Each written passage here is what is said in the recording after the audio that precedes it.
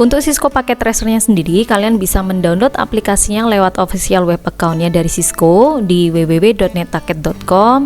Kemudian kalian akan diminta untuk sign up terlebih dahulu. Nah, tapi jangan khawatir, di sini sign up-nya masih bersifat free dan kalian juga bisa mendownload aplikasinya lewat akun kalian dan itu juga masih bersifat gratis.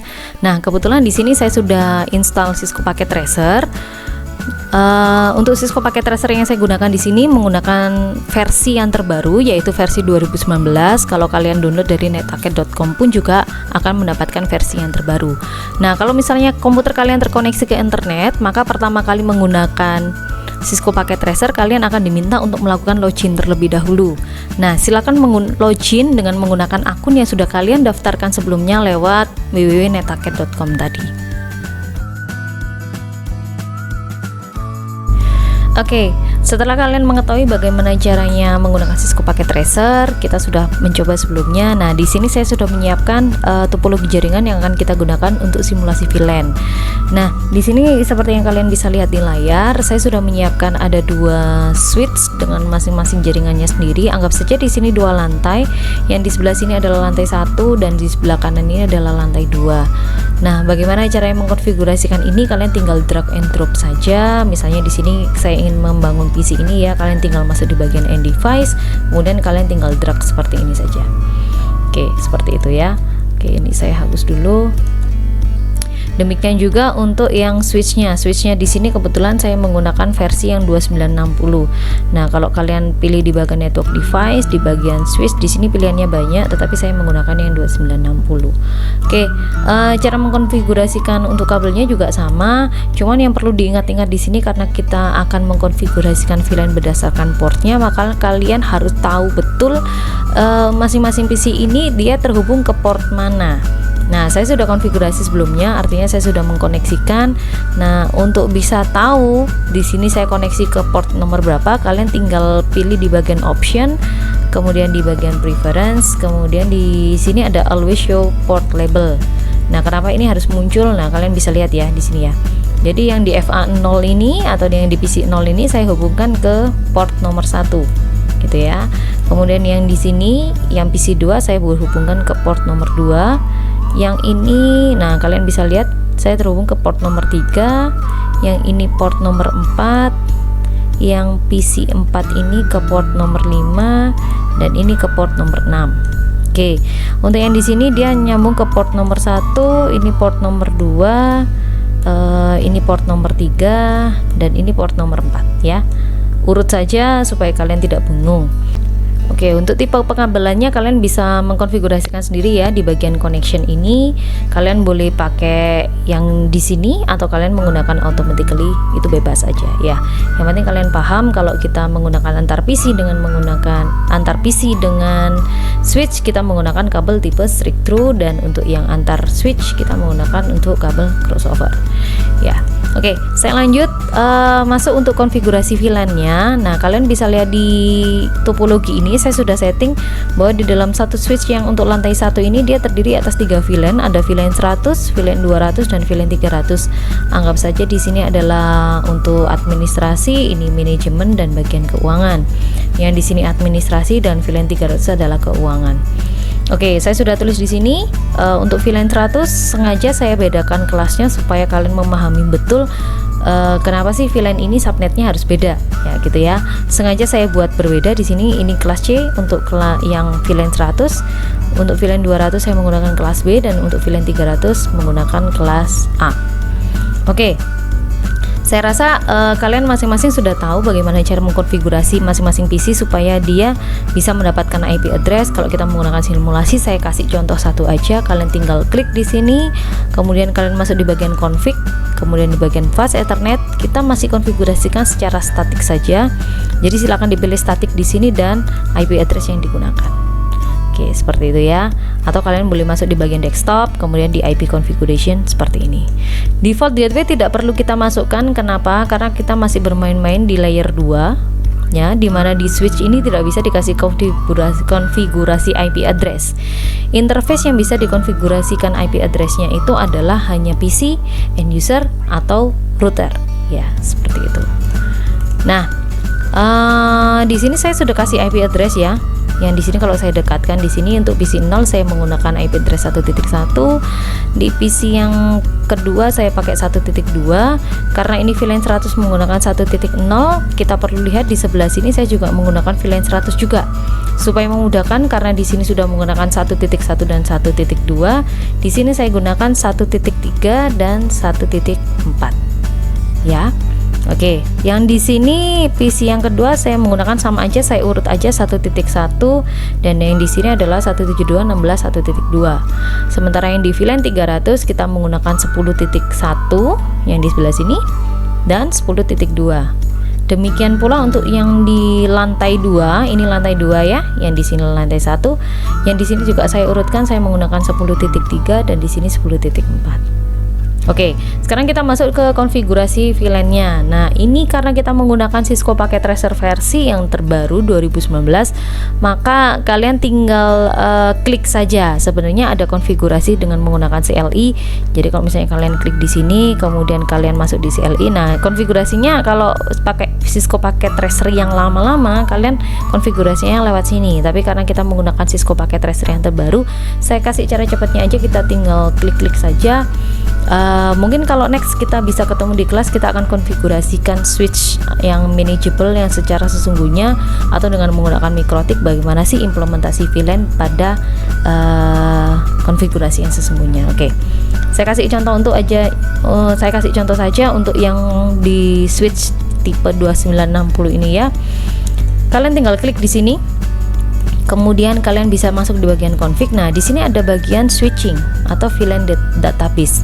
Nah, sebelum yang perlu kalian pahami adalah saya kembali ke PPT saya yang tadi, bahwa di sini ada access port dan ada trunk ports. Ya, jadi dua-duanya ini perlu kita konfigurasikan. Access port ini digunakan untuk antar port ini. Kalau saya kembali ke sini, nah nanti yang masuk ke PC ini 1, 2, 3, 4, 5, 6, 7, 8, 9, 10 itu menggunakan access port. Diingat-ingat ya, yang ke end user menggunakan access port. Sementara untuk antar switch ini kita menggunakan trunk port. Kenapa? Karena kita akan melewatkan di sini ada VLAN 100, VLAN 200 dan VLAN 300, supaya yang ada di lantai 2 ini VLAN 100 dia bisa berkomunikasi yang ada di lantai 1. Demikian juga untuk yang VLAN 300 ini dia bisa berkomunikasi dengan yang ada di sini. Oke, seperti itu ya. Nah, untuk mengkonfigurasikan mana access port, mana trunk portnya, kita konfigurasikan di sini. Ya, pertama-tama kita bikin dulu VLAN database-nya. Nah, di sini kan ada VLAN 100, ada VLAN 200 dan satu lagi 300 ya. Maka silakan kalian masukkan di sini VLAN number-nya. Kebetulan saya sudah masukkan di sini. Saya hapus dulu aja. Ya. Manajemen saya hapus, keuangan manajemen. Oke. Secara default nih yang saya sampaikan tadi, bahwa secara default switch yang manageable itu akan menggunakan VLAN dengan ID 1. Artinya default semuanya bisa saling berkomunikasi. Nah, sekarang kita akan pecah portnya supaya dia bisa terbagi-bagi menjadi beberapa VLAN. Jadi kalian tinggal ketikkan di sini VLAN 100. Misalnya tadi saya menggunakan administrasi. Oke, kalian tinggal add saja di sini. Kemudian masukkan untuk VLAN 200. Kita masukkan di situ adalah manajemen. Manajemen saya add, sudah muncul di sini ya. Dan yang terakhir adalah VLAN 300. Saya gunakan di sini adalah bagian keuangan. Oke, saya sudah add. Oke. Kalau kalian sudah memasukkan VLAN database di sini, maka nanti pada saat konfigurasi di interface-nya di sini akan muncul. Nah, ini ada administrasi, manajemen atau keuangan VLAN 300. Seperti itu. Oke, untuk pemahaman dari pembuatan database VLAN bisa dipahami ya. Oke, kalau sudah bisa dipahami, kita akan lanjut untuk konfigurasi interface-nya sekarang. Oke, konfigurasi interface-nya seperti yang kita tahu tadi, bahwa FA01 atau port yang pertama dia masuk di VLAN 100. Kita konfigurasikan ya. FA0/1. Jangan lupa seperti yang saya sampaikan tadi, ini adalah akses port. Kalian bisa cek di sini. Nah, pilihannya di sini ada akses, ada trunk. Karena dia langsung ke end user, maka kita menggunakan akses port. Nah, VLAN-nya di sini silakan dipilih sesuai dengan VLAN yang kita setting di sini. Kita sesuaikan di sini adalah VLAN 100, maka kita pilih centang yang 100. Oke. Nah, di sini akan masuk konfigurasinya kalau kalian lihat di bagian bawah. Kalau pakai CLI, nah konfigurasinya seperti ini. Interface, kemudian fase Ethernet-nya, kemudian switch port, akses VLAN 100 seperti itu. Nah, kita setting untuk yang kedua ya. Ini kan menggunakan, nah ini port yang kedua kita setting masuk di VLAN sama ya, jangan lupa ini tetap diakses, VLAN-nya juga 100. Oke. Nah, kemudian yang ini adalah port yang ketiga. Port yang ketiga dia masuk di VLAN 200. Hati-hati. Nah, ini silahkan disetting untuk centangnya masuk di VLAN 200. Oke, demikian juga untuk port yang keempat dia menggunakan VLAN 200, dan untuk PC 4 ini dia di Ethernet 5 dan Ethernet 6. Nah, silakan dikonfigurasi juga. Ethernet 5 dia masuk di 300 ini. Nah, ini silakan diubah jadi 300. Nah, keuangan yang Ethernet 6 juga di bagian 300. Oke, lakukan hal yang sama untuk yang di switch yang kedua ya. Kita konfigurasikan untuk akses portnya dulu ya. Masuk di bagian config, terus coba kita lihat dia masuk di FA1. Ini 2, yang di sini 3, dan di sini 4. Oke, kita konfigurasikan ya. VLAN database-nya juga harus dikonfigurasi dulu. Kebetulan di sini saya sudah setting ada VLAN 100, VLAN 200, dan VLAN 300. Fase Ethernet satunya tetap diakses port, kita ubah ke VLAN ini ya. VLAN 100. Kita ubah ke VLAN 100. Yang di fase Ethernet 2 juga VLAN 100. Kita coba lihat yang di fase Ethernet 3 dia ada di VLAN 300. Jadi silakan ini diubah jadi VLAN 300. Oke, yang keempat juga 300.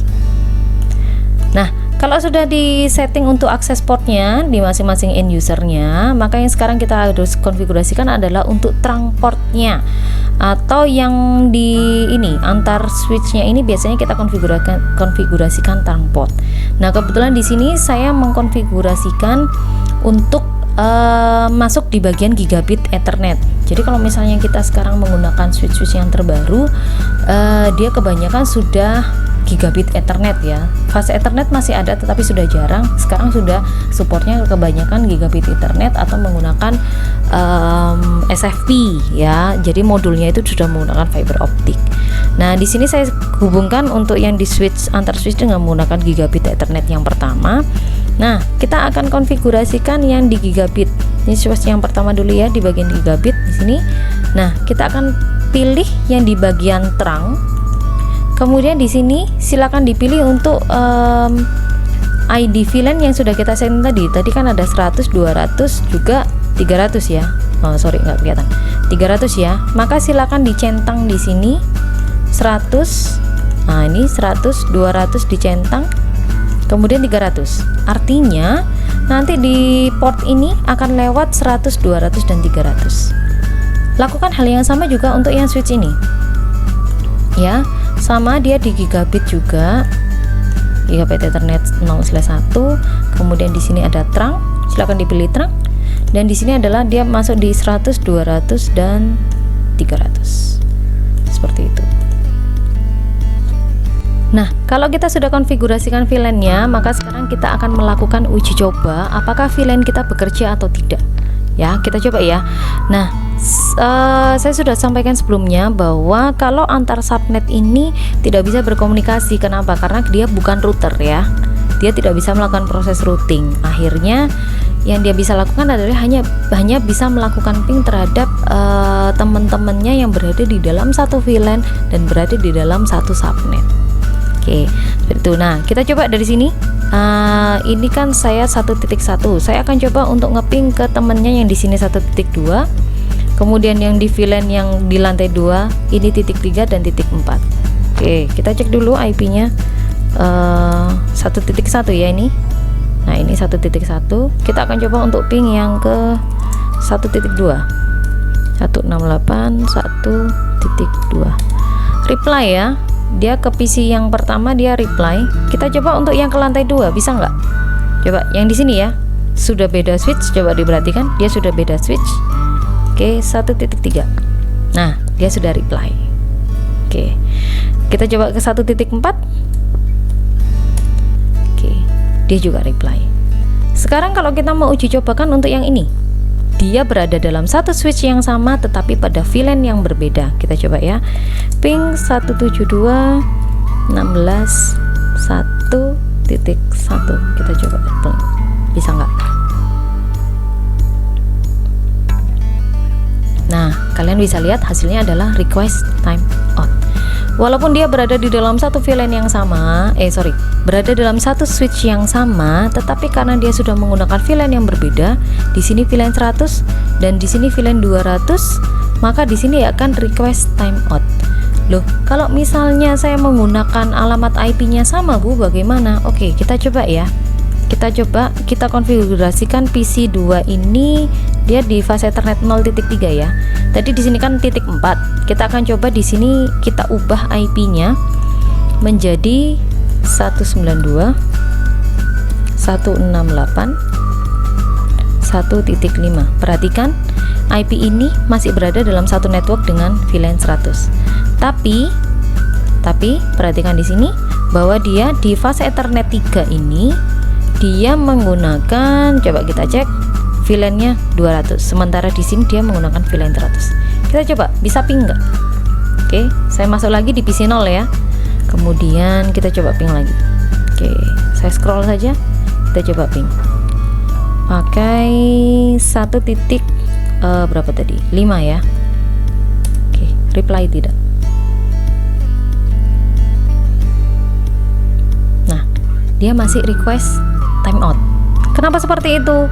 Walaupun dia berada dalam satu network yang sama, tetapi dia berada dalam VLAN yang berbeda. Nah, itu yang perlu kalian ingat dengan betul, bahwa walaupun berada dalam network yang sama, tetapi kalau dia VLAN-nya berbeda, dia tetap tidak bisa berkomunikasi. Jadi yang pegang peranan di sini adalah VLAN ID. Sekarang kalau misalnya kita coba, saya ubah yang VLAN tadi, yang ini tadi saya ubah menjadi tadi fase Ethernet 3 ya. VLAN-nya awalnya 200, saya ubah supaya sama dengan ini, VLAN 100. Saya ubah begini. Oke, kita coba ping lagi. Oke, kita tunggu sebentar, kita coba ping. Apa keluarnya? Oke.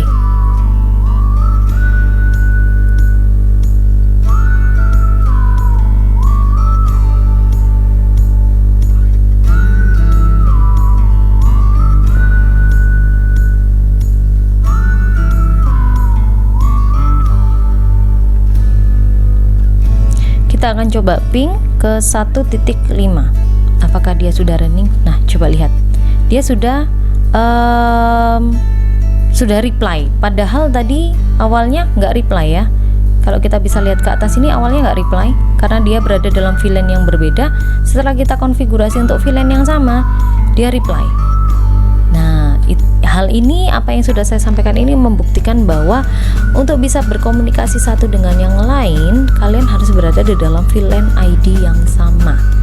Jadi kalau berada dalam satu network saja tidak cukup ya, jadi kalian harus konfigurasikan VLAN ID-nya sama. Oke, saya kembalikan saja ini IP-nya supaya kalian tidak bingung. Saya kembalikan ke 172.16.1.1. Kemudian di sini saya konfigurasikan, saya kembalikan ke VLAN 200. Nah, seperti itu. Kita coba ya sekarang ya, yang di VLAN 300 ini 10.1.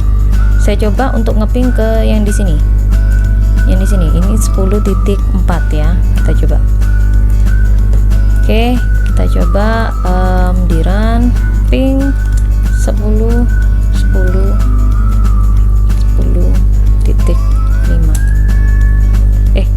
Tadi 4 ya, 4. Nah, dia reply. Walaupun yang satu berada di switch yang pertama dan yang satu berada di switch yang kedua, mereka bisa tetap saling berkomunikasi. Coba kalau kita misalnya coba untuk ngeping ke 172 ya, 172.16.1.1. dia pasti akan RTO, request timeout. Yang pertama karena dia berada di network yang berbeda, yang kedua karena dia berada di dalam VLAN ID yang berbeda. Oke, seperti itu ya. Oke, jadi seperti itu bagaimana cara mengkonfigurasi VLAN. Mungkin kalau secara menggunakan simulasi terlihat mudah